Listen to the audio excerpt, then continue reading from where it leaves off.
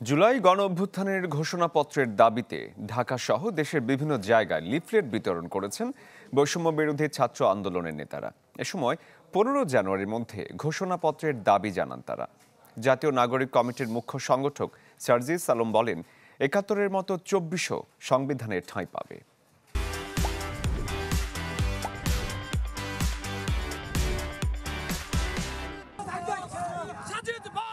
জুলাই বিপ্লবের ঘোষণাপত্রের দাবিতে বৈষম্য বিরোধী ছাত্র আন্দোলন ও জাতীয় নাগরিক কমিটির এই জনসংযোগ। নরসিংদীতে কর্মসূচিতে অংশ নিয়ে সার্জিস আলম আহ্বান জানান গণ অভ্যুত্থানের শহীদদের রাষ্ট্রীয় স্বীকৃতি দেওয়ার। ৭১ যেমন আমাদের শেকড় হিসেবে সংবিধানে স্বীকৃতি পেয়েছে, ২৪০০ আমাদের অস্তিত্বের লড়াই হিসেবে সংবিধানে ঠাঁই পাবে। কুমিল্লা টাউন হলে জনসংযোগ করেন আরেক সমন্বয়ক হাসনাত আবদুল্লাহ। অভিযোগ করেন, আলটিমেটামের সময়সীমা পেরিয়ে গেলেও দৃশ্যমান পদক্ষেপ নেয়নি অন্তর্বর্তী সরকার।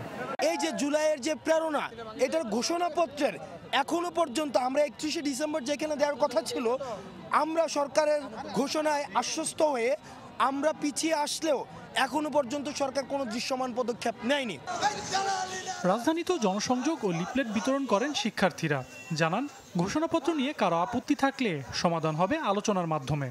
আমাদের জুলাই গণঅভ্যুত্থানে যেই ছাত্র জনতা জীবন দিয়েছে, যারা আহত হয়েছে, যারা পঙ্গুত্ব বরণ করেছে, তাদের স্বীকৃতি চাচ্ছি। এই যে জায়গাগুলো দেওয়া, এগুলো সকল রাজনৈতিক দলেরই একটি চাওয়া হওয়া উচিত। এখানে কোনো দ্বিমতের কোনো সুযোগ নেই। গেল ৩১শে ডিসেম্বর কেন্দ্রীয় শহীদ মিনারের সমাবেশ থেকে ঘোষণাপত্র প্রকাশে ১৫ দিনের সময় বেঁধে দেন বৈষম্য বিরোধীরা। সজল সাইক, চ্যানেল 24, ঢাকা।